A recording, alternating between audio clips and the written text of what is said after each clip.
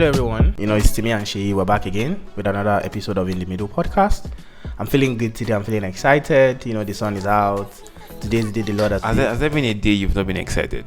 Is it my fault that I'm a happy person? Like, why are you hating at me? What's going on? I'm just. If you don't like me, just say it. If you want me out of this show, just say it. Don't go through the corners. I'm just saying. Okay, fine. But I'm feeling good today. I'm feeling good too. You are not feeling good. You are not allowed to feel good. But anyways, I hope you guys are doing good. Even if you are not doing good, you don't have a choice. You just have to do good because I'm doing good. So that's your personal problem. Wow. So Timmy, what about you? How are you doing? Well, I'm fine. I'm feeling good. That's enough. You are fine is enough. I don't want to hear any other thing today. I don't want to hear. Just keep short. Say one thing and it's okay. I don't want to hear your voice. I don't even. In fact, only me will talk to you. Do the show. Yeah. So today, straight to the point. We are here to help you people today. We have heard your complaints. Exactly. We know that you are going through it. We have also been through it and we are out of it. That's why we are here to help you. So today we are businessmen, professional gurus. Are we businessmen? We are. If I say we are, we are. Okay. Yeah, we are businessmen. So today we are teaching people how to leave the trenches because we know we have seen some of you people are suffering. Not me though, but you people are suffering. So are you trying to say our listeners are suffering? I mean, most of our listeners are from Nigeria and we know. It's true. No lies detected. Exactly. I know what I'm saying. I have my facts. Yeah. I don't just drop statistics anyhow. That's true. And if you think that you are not in the trenches, you can remove your earpiece and go yourself. Well, you still come back to us, but let's just help you. I mean, so we're basically discussing getting out of the trenches, basically, because we are all in the trenches. Yeah, and everybody wants good life for themselves. We want good life for our listeners too. Exactly. Yeah, I mean, if you guys have plenty of money, you can be giving us, some of the money. What do you think, Jay? Exactly. Imagine you are listening to our episode and you are thinking, God, my phone battery is about to die. There's no light. We don't want that for you. No, we don't want that. We want you to be in a 16th story building, enjoying yourself in a jacuzzi, that kind of a life. That's what we want. Because that's the life we are also living. Yes, you get me? You know what I'm saying? You get me? So today, just if we say A, take it like that. Yeah, take it like that. Okay. So right. Timmy, let me ask you first of all. What's your question? What is the trenches for some of our special 1% listener that don't know what trenches is? So trenches is Nigeria. I like that. Trenches is Nigeria. Nigeria is the trenches. But basically, trenches is just somewhere that is not like the best living condition. Yeah. Or like a place that is designed to finish you, that is designed to kill you. That is designed to, not bring frustrate you. That's just what trenches is. That is bad for your mental health. And for your physical health too. And emotional health. And spiritual health. Trenches is just a place that's not good for you technically. That's just what trenches is, man. Okay. I mean, you yourself, you will not be happy that you're in the trenches because that's what trenches is. Nobody wants to be affiliated with the trenches. So when I say Nigeria is the trenches, I'm not meaning like, there are not some nice places in Nigeria or something, but the whole structure of this country is just designed to frustrate your life. And that's the trenches. And that's just trenches for me, to be honest. But the truth is, even in this Nigeria that we say Nigeria is trenches, there are still some places that they are not trenches. And they are kind of, you can semi-luxurious trenches. Semi-luxurious trenches, but everywhere is trenches because police can arrest you anywhere. And they will beat the hell out of you even if they are in Banana Island. So I'm just saying that trenches is just somewhere that you don't want to be in and somewhere that is not really nice. For example, Mushi Olosha. Yes, exactly. But Mushi, I'm sure there are mansions in Mushi. But they are more. You're only as rich as the people that you are living next to. So, I need to hold on to that. Exactly. I need to hold on to that. For example, Mushi, there's this area too in I can't remember now. Ajegunle. Okay. Yeah, so now we are pinpointing. I'm pinpointing. We are pinpointing. That's what we are doing. There are trenches and there are trenches. Okay. Okay. So some other parts of Nigeria. Okay, fine. If you are living in maybe Shomolu, it's trenches, but Okay, fine. So how do I know I'm in the trenches, Mr. Timmy? Since you know all the places that are trenches and places that are not trenches, how do you identify that you are in the trenches? Yes. Maybe you are not self-aware before, but you have heard this episode now. You now want to know. This is me. You yourself, look at yourself. Okay. In the first place. Okay, our listeners, you are listening. Look at yourself. Then, pause, and then look at yourself. Exactly. Examine yourself. When you look at yourself, I'm like, is this where I'm supposed to be? Okay. If you are not where you are supposed to be, you're in the trenches. Wow. That's my own definition. I feel like that's too much. Why do you feel like that? Because if you are not where you're supposed to be, maybe you have a big dream that you are dreaming towards. And just because you are not there does not mean you are in the trenches now. But the point is, like, you're not where you want to be. but you are working towards, you are making. When you get there, you would have left the church. But you have not, you have not gotten there yet. Okay, look at it this way now. I don't want to call figures or something. Let's say you're making some amount of money and then you're living. You have been naming areas. Why isn't that time for money now? You're not naming figures. I don't want to name figures. You name because there was this gist that said when you send 10K to somebody to spoil themselves. You get that about that. I don't want to name a money. I should not gonna say when you're earning this amount of money and someone says that's my dream salary and I'm calling it trenches. It's fine. You get, so you're earning some amount of money, you're living in a certain area that you feel like, oh, I'm doing comfortable for myself, right? And then you get to go somewhere else and then you get exposed to some certain type of life. Like, wow, oh my god, I think I'm living in the trenches. You get, so basically for somebody now, if you have some set of goal for yourself and then you look at yourself, I'm like, I don't think I'm doing the best for myself. I don't think I'm earning as much as I should be earning, or as much as I could be earning if I actually tap into my full potential. At that moment, you are still in the trenches. If you can't get whatever you want to get whenever you want to get it, you are still in the trenches. For real? I mean, that's just my own definition of trenches. To me, you are sounding like a very harsh businessman, but I understand. I mean, there's and I'm not trying to say super rich. Like, obviously, there's like super rich, that's like Jeff Bezos, Elon Musk and stuff. But there's like super comfortable. Okay. Right. So once you're not super comfortable, you're in the trenches. Yeah, in the trenches. That's my own definition. I think for me, I would say trenches is when you're living like from hand to mouth. Like, let's say. That's poor. Yeah. If you're in the trenches, you're poor now. Can you be rich in the trenches? I mean, living from hand to mouth doesn't mean you don't have food to eat. It just means that you are struggling. Like maybe they pay your salary today, in 3 days you have spent it finished, you have paid debt, you have done this, you have done that. You are not able to plan for the future. You are only living in the moments because that's all you can afford. So I think that's pretty much it. So I think that's just finance.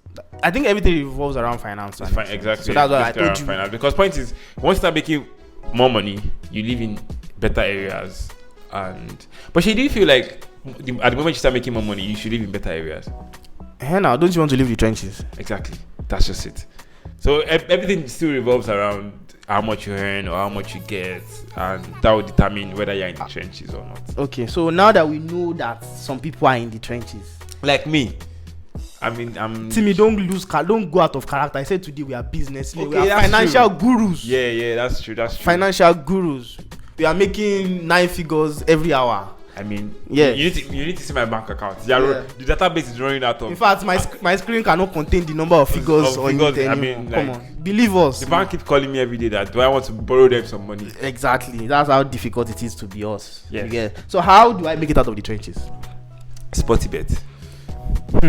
I mean, Timmy, I feel like you have a story. Is this Sportybet that you used to leave the trenches? Because you and I know that you have history with these Sportybet people. Sportybet. You want to make it out of the trenches fast. I mean, hard work is there. I'm not going to take it away. But if you want to go out of the trenches fast, you have to have a relationship with Sportybet. So, but I'm just joking. I mean, I don't want to say hard work because that would just be a me making mockery of people that are working hard and are still in the trenches. Okay. Right.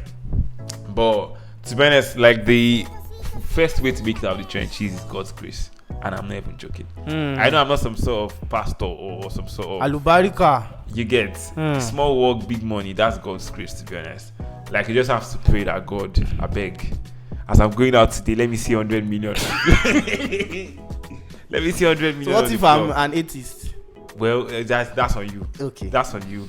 But basically, I just feel like it's just God's grace that help. So that's because look at it this way, like not so many people get to break that barrier of you're coming from a family that you were not born with a silver spoon, and then you get to super comfortable. Now I know some people can actually it requires a lot. Some people can actually go from trenches and then they get to comfortable. Obviously, like a lot of people do that with a good education and a good job, you can actually do that.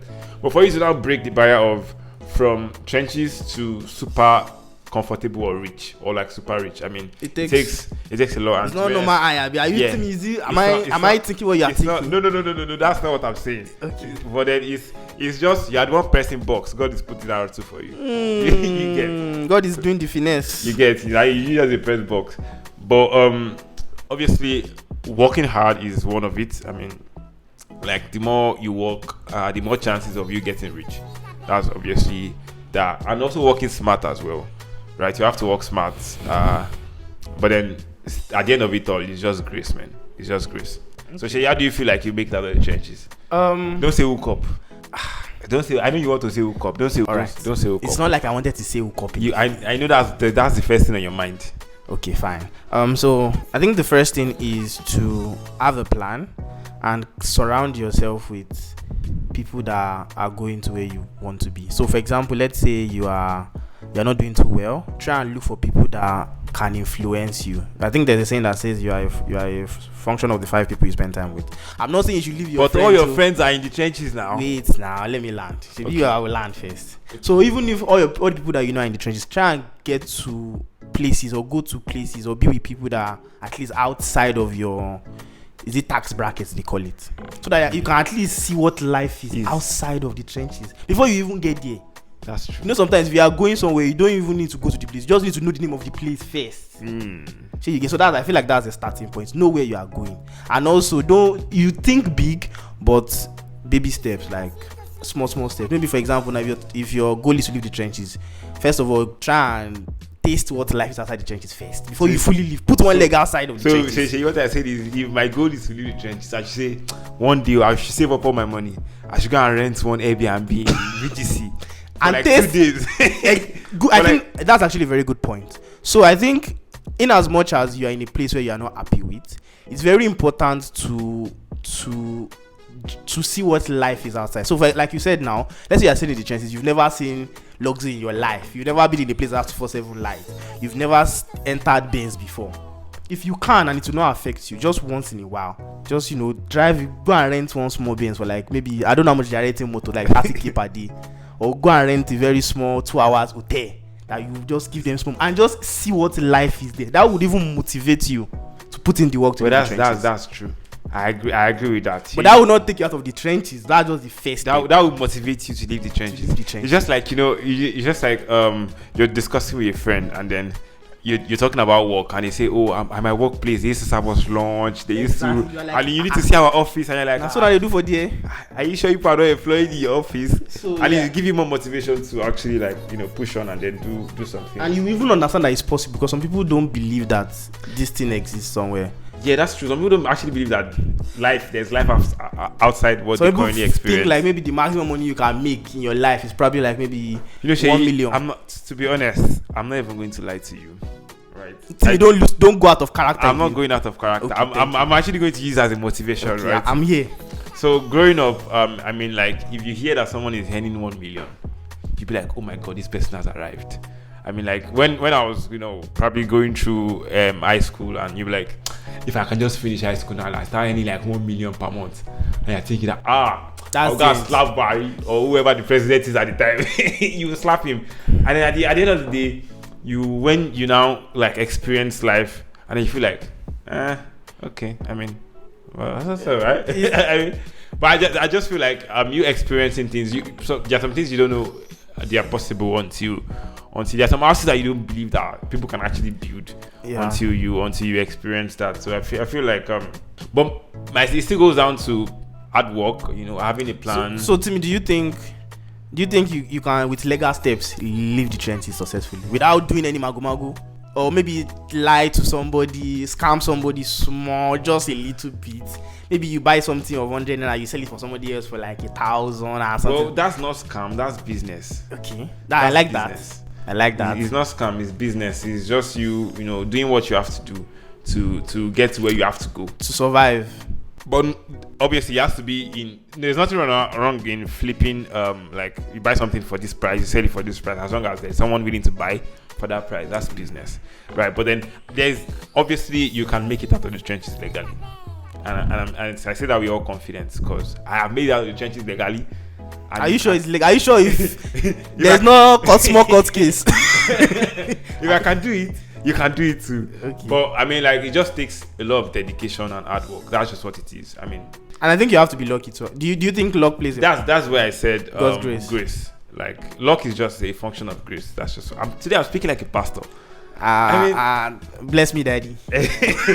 But luck is just a function of grace, and that's just what I feel it is. So it just takes God's grace for you to get out of where you are currently. Another thing I would like to ask is, are there specific things that you think people that are struggling can do, like something fast for them to make money? Like, would you advise maybe working a kind of, like, are there specific fields that is easy? I think the main thing is people don't even get chances in the first place. Yeah, I think that's like the main problem. Like, imagine you are somewhere, let's say you are a conductor. Like, how do you make that shift? And even when you make that shift, how do you ensure that it does not affect you even when you leave? Like, you see some people that they say they have poverty mentality, but you don't really blame them. Yes, that's how they were brought up. So let me just chip in. How? So one thing I've learned in this life is everybody is good at something. Okay. Right. There's that talent. There's that one. It's not even talent. It might be just a skill that you have been doing over time, and then you've gotten good or like gotten very good at it, right? So it's just for you to identify what it is. It might not be a talent. It might be something you learned. It might be, some other thing.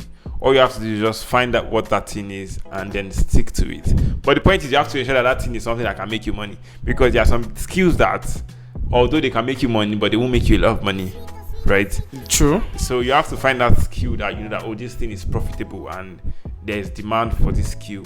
And even if you don't know it, you can go and learn it. I've seen people that were doing some certain thing and then they go ahead and say, you know what, I want to learn how to make shoes, I want to learn how to make clothes, and then they stick to it. Like, they do it over and over and over and over again until they get very good at it. Consistency. Yeah, exactly. And then at some point, it just happens like maybe they blew overnight. But the point is, you don't know that they've been putting in the work over and over again. So that's just what. So for you to make it out of trenches, you have to like just be consistent. And then when you're out, obviously they used to say you can take the boy out of the hood, but you cannot take the hood out of the boy. It's going to be very hard, to be honest, like for you to lose or shaking up that mentality of, oh, I used to be at this point in my life and I'm at this point in my life. But like you said, Shay, you are just a function of people that you roll with. So by the time you leave the trenches, I'm not saying you should ditch your friends, but like you would obviously have to level up, so you can actually gain more businesses, right? So that's, imagine you. So I was speaking with somebody, and then the person just got a new car. The person was driving a saloon car, and then the person bought an SUV. And I was wondering, I was like, why did you buy an SUV? The person is a contractor, he's a builder, and he said, imagine you are going to meet your client and you are driving this car. I mean, they won't give you the business. So you have to level up, show that you are a part of the big boys in the game. That's how, like, you are competent, okay, you're competent to an extent. So you also want to level up to an extent, lose the mentality that you usually have, that me spend 10 million on the car, God forbid. You know that kind of thing now. Yeah. Like, how will I spend 10 million on the car? And I think it works both ways. So I think as much as you say you don't lose the poverty mentality, people tend to overdo when they're on the other side too as well. Yes, that's true. So you make small money. Like, we know you. Tunde, yes, Tunde, we know you. You've just started making small money, small. Next thing, you went to go and do more than yourself. And buy Benz. So how do you make that balance between you don't overdo and then you don't also still have that same mentality? Like, what do you think people can do to keep that balance in check? Like, you stay hungry or you want to work for more, but at the same time you still don't have that that mindset. I've arrived. Scarcity mindset. Well, so one way I feel like you can actually balance it is, to be honest, for people coming from a place of need to a place of prosperity, I always feel that it's always very advisable to get a financial advisor. Then is that a thing? Yes, now it is a thing. Oh yeah, it is. The people like us, we're actually financially. Yeah. Sorry, I almost stepped out of character too as well. Yeah, but it's a thing. You have to get like a financial advisor. It could be maybe a trusted friend that probably is into what you're currently doing or knows how the business world is or how the finance world is. It's for you just to get someone and say, okay, this person, I've got this money now. How do you think I should I get this investment? Should I buy this thing at this point in time? Should I move places? Obviously, it's always good to get a financial advisor. Some people will say, I have a mentor. People that have been there, done that. People that have been there, like, oh, this person actually went from the trenches to being rich. How did he do it? You get. I think that's another thing. It's always very, very. How do you sustain it? How do you make sure that you for example, Tunde, I'll be using Tunde today. Tunde started out in the trenches. Tunde left the trenches. Now Tunde is back in the trenches. What do you think causes that? Well, one thing I think causes that is, and I'm not even going to lie, there are many reasons that could cause it. It could Village be people. It could be village people. That one is also one of the reasons. It could be village people. It could also be of your own doing, and it could be of other people's doing. One thing I've actually noticed about people that actually leave the trenches, especially in Nigeria, when you leave the trenches and then you make it big, because we have extended families. Okay. Get it's not my fault auntie's my daddy child, and my mommy, my aunties, my auntie, my uncle. You have all those people, and then everybody is struggling, and then you are the one person that manages to make it out. So don't you believe in pulling people out of the trenches, even though you have obviously I'm guessing this part. So all that responsibility of one person has made it out, so he has to be the one to help every one of us. I mean, I'm not against helping your family members and stuff, but sometimes there'll be, maybe you're a business person now and then you hit it big in the business, and the money you're supposed to use to expand the business, to invest, you're not be like, I have family members now, I have to buy a car for my dad, I have to buy a car for my mom, I have to take them out from the area they're living to a new area. I'm obviously in support of that, but sometimes people now get to overdo that. Or they do it too early. They do it too early at the expense of their business. So you eat one small money now, and then you're already settling, you're already sending your younger ones to private universities, you're already taking your family, and then the business that you're supposed to focus on, the business that brought you out of the trenches, you're not starving that business all for the sake of my parents must, start living large because they have worked out. Obviously they have, and they should enjoy it, but sometimes you have to strike that balance between having to grow your wealth and having to share your wealth. Okay. Because the point is when you start sharing the money you're supposed to reinvest in, and the point is when the money finishes, all the people that you think that you have helped them, they're going to go back and be like, what's up? So it's always a very thin line for you to strike that balance between, I need to help my family too, I need to move ahead and then try to reinvest my money. Yeah, I think another important thing is delayed gratification. Like, try and delay the enjoyment. I know life is short and all that, but you can try and just try and delay and what is it called, praise yourself or reward yourself later down. Why would I reward? That's what they have been saying since secondary school. When you finish secondary school, you reward yourself. I finished secondary school, I don't remember, I went to university. This is when you finish university, you reward yourself. I started hustling. They say when you have money, now I have the money. Why can't I reward myself now? Timmy, calm down. Timmy, it's called you delay the gratification. When you enjoy it. Is it until I die? Is it until I die? You enjoy it later. It's better for you to enjoy it for a long period of time than for you to enjoy it for just like a year or two. So it's about the long term. You need to think long term. So I think one thing I said before is if you are in the trenches when you cannot think long term. So at least that's a step. Maybe before you're in the trenches, you couldn't think long term. Now you can think long term of 1-2 years.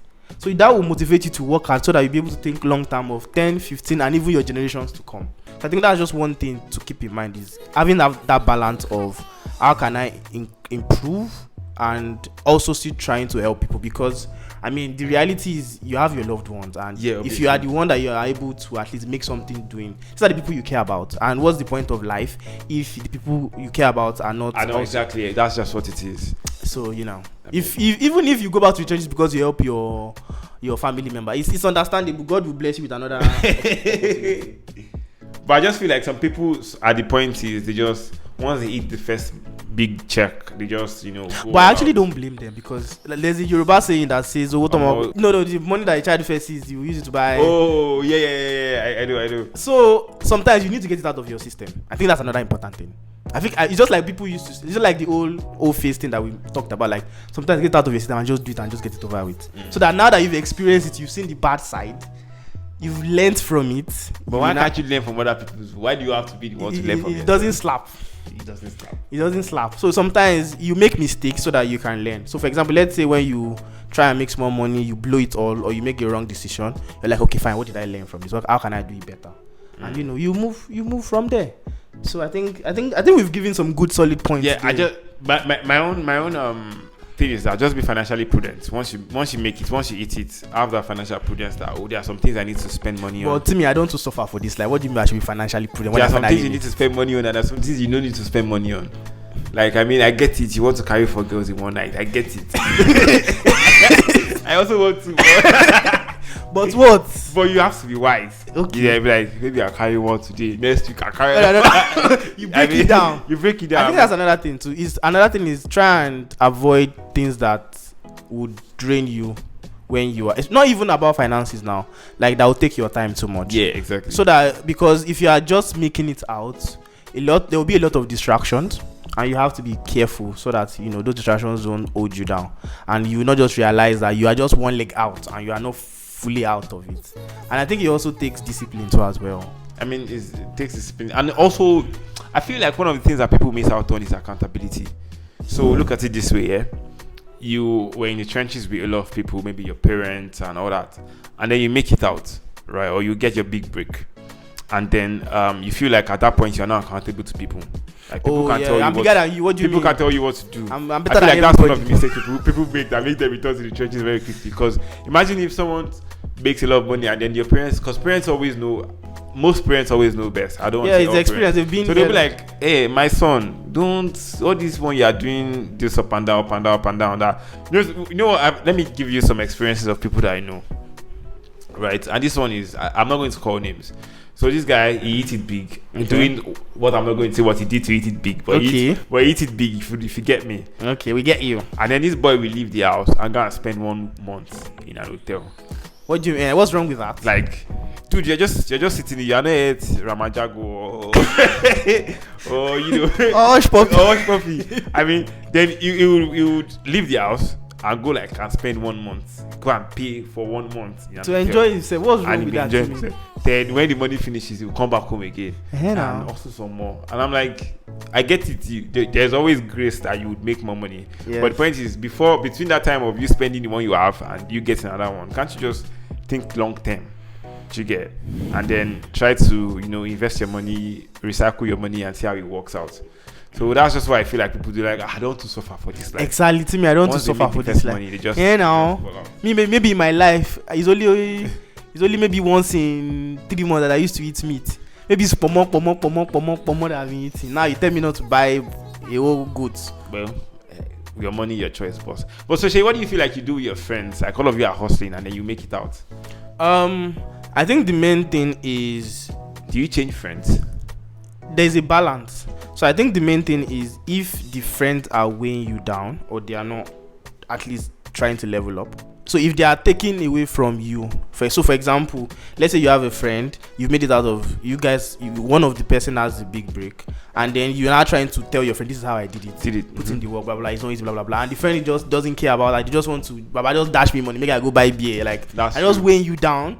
At some point, you might have to drop them. Not necessarily drop them that they're not your friends, but you just realize that in this your new phase, they don't necessarily fit in. You guys will still be very close. You still G's, you still eat equal B, and that's steady with them.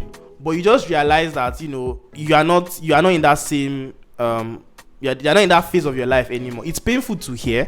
It's painful to see, but you can't save everybody. So have you been in that situation before where your previous friends from your years when you were younger and you were still hustling at this moment, and then you obviously you are businessmen now. I mean, you roll with the likes of Elumelu and $10, you know what I'm saying? Yeah. So and then they'll be like, they're still your friends, but like you don't really roll with them that much anymore. Have you been in that situation? So, like I said, they are still your friends, but it's just that it cannot be exactly the same situation anymore. So let's say, for example, your previous state, you wake up in the morning, you go to Yabasira to go and eat rice and beans. I mean, so it cannot have that same reality more anymore, because we are all like in different places of our lives. Maybe this person is working in this bank, this person is doing this thing. So yes, you can't have that same situation anymore. But as long as you still keep in touch, as long as you are still aware of what's happening in their life, as long as you guys are still enjoying yourselves as friends, I think that's like the main thing. So that's just it, man. I just feel like, so should we do some episode on financial prudence and investment? Yeah. I mean, because point is, after trenches, the next thing you want to become an investor, like Sabinus. Sabine, you want to be able to diversify, so that your next week is going to be huge. Something huge is going to come. Is coming.